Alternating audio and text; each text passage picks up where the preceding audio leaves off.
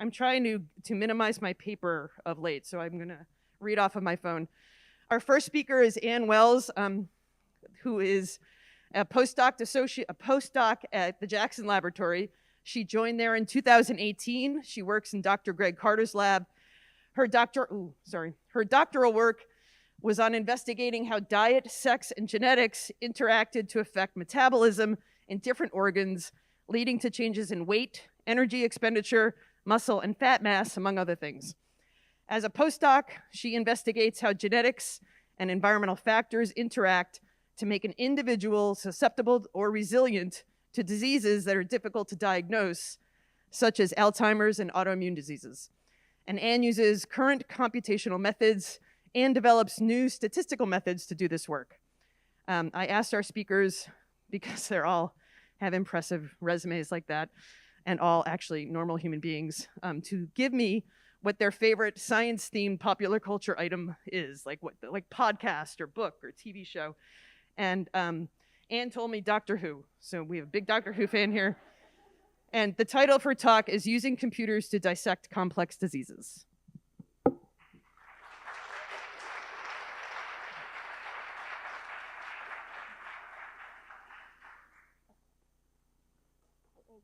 Out of the way of that, but I do want to see that. Okay, and I'm going to take this off for the 5 minutes, I suppose. It's very weird to be in a room without that. Okay, so when normally you think about a biologist and images come to mind, I feel like this is what we typically think of: white coats, mice, test tubes, but this is also biology. And this is real code. So this is code I have written, and this is data on the left that is real. You can see it is ugly and messy. And of course, this is me at my computer. So using that for complex diseases, first of all, what are they? So complex diseases are very complicated in the fact that they're difficult to treat, they're difficult to diagnose, they're difficult to cure. They involve a mixture of genetics, environmental, and lifestyle factors. There's no obvious path of inheritance. So one person in your family might get it, another might miss. You could do the same exact things. It won't matter. Twin studies have shown this. There's all sorts of things. And some of these are Alzheimer's disease, autoimmune diseases, asthma, COVID. And so how do computers help with this? So computers really sit sort of in the middle. That's where I sit right now. So we get our experimental data, and then we get all of that lovely, lovely data in these massive spreadsheets, and we throw it in the computer. We do all sorts of different analyses, and hopefully we get some sort of strong biological outcome that moves us in the right direction to a treatment, to a cure, to even just being able to diagnose somebody more easily and quicker. And one of the big things that really pushed us in this direction and sort of broke open computational biology is the Human Genome Project. And so this was completed in 2003. And at the time, when we completed the Human Genome Project, and we sequenced our first human genome, it was about $1 billion, and it took about 13 years. Today, we can do it for about 1,000, and it takes about 2 days to do. So you can imagine, now that this is cost-effective, easy to do, fast, we do this all the time, which means we have lots and lots and lots and lots of data. And so as a result of this, we've now needed to have lots of computational scientists of all sorts of disciplines within that sort of big umbrella in order to analyze data and to make new computers and all sorts of things. And so for one example, we have Alzheimer's disease. And so for this, what a lot of people are doing, because approximately 65 million people as of 2022 have Alzheimer's, but we don't have a treatment. It's very difficult to diagnose. Most often, it's a guesstimate. So we say we think you have it, and we don't find out until post-mortem. So what people are doing now is they're doing things that are called neural networks, machine learning, and what all these things are doing are predicting based on graphs that we have and based on images to try to say, okay, you are going to get Alzheimer's, and so now we know this, and now we can act accordingly before you get it. We also have people working on mouse models. Half of my lab is doing that. So they're taking all sorts of genes, putting them into mice, looking at how they look. Do they look like they're cognitively impaired? That sort of thing. What I work on is autoimmune disease. And so for me, I'm creating lots of new statistical methods. So I'm looking at integrating various layers of biology and trying to find new pieces of information in order to find a biomarker or a pathway that's altered or commonalities between all of these diseases, because as you can see, there are many. And then we have COVID, of course, our favorite.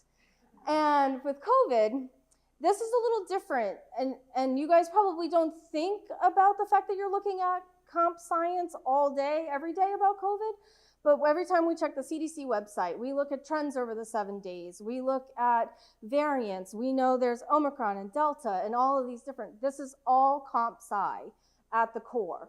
All of these are looking at how to present the data publicly for public health, how to sequence and where's the variant, so that we know that this is different than this one, and now we can look at the virulence and all of these individual things and how sick people get. And that is all a part of data science and comp sci, and that's why this field is really broad, and that's why this is kind of high level, so you can kind of see how you can do this at various stages. And with that, I have 7 seconds, so.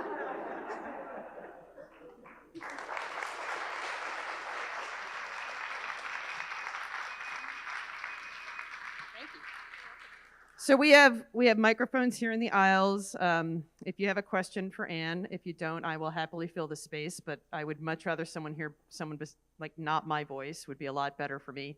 Until then, the slide that you had that listed all the different autoimmune disorders, is there really, like, how likely is it there's going to be a connection? Do you think? Pretty likely. Really? Okay. Yeah. So once you get one, you're more likely to get 2, and then you're more likely to get 3, and then you have multiple autoimmune syndrome, and then you're in a whole other category. But multiple, usually once you have 1, you have 2. Okay. Right here. So with what accuracy can you determine the types of things, like if somebody's going to have Alzheimer's? And what if you say they are, and then you start to use all the treatments, but then they don't? Or what's the accuracy of it? I mean, that's the thing that we're trying to figure out at this point. So right now, there's not a lot of accuracy necessarily, and that's why there are people like me coming up with new methods to even analyze the data. So it's a totally other side of field of this, where I'm not analyzing data I'm given. I'm now saying, I don't like anything that's available, so I'm just gonna go create something new, and I'll validate that in some form or fashion. And then we'll use that to see if we get something that's more accurate or better.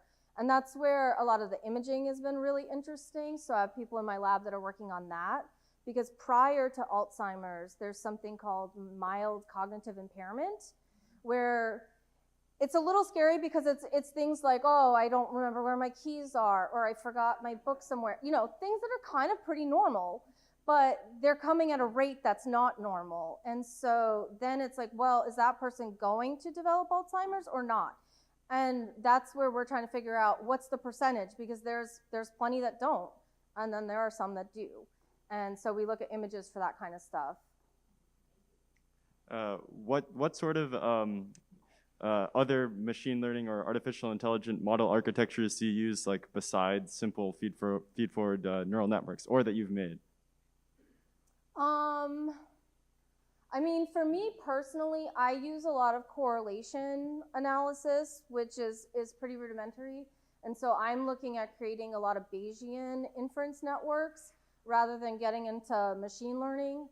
But I know a lot of the others, they're using, they're looking at graph theory, they're looking at lasso, there's all sorts of different things. If it exists, we've probably tried it, because that's sort of where we're at and what my lab likes to do. More for my own clarification. So these graphs, you basically just use basic chemistry principles, and like X happens, Y happens? So it depends, and then it always depends. So like the neural networks, we're actually putting in a lot of imaging, and we're layering images on top of each other. So they're doing a lot of picking up of what just the brain looks like, and picking pinpoints. For the things that I do, because I'm trying to actually cross layers, there's all sorts of complications with that, where there's like nitty gritty, statistical distributions are different. One's a count, one's continuous. It creates a nightmare behind the scenes. And with that, then sometimes you're stuck with just doing correlation, where I see that this is associated with this, but not necessarily causal. And I don't necessarily care on the front end, for lack of a better term, if something's causing something, because I'm trying to get the data to tell me that. I don't want to necessarily go in with a very specific idea of what's going to happen. I want to try to be as unbiased as I can be about where the data is headed. But obviously, you have some thoughts.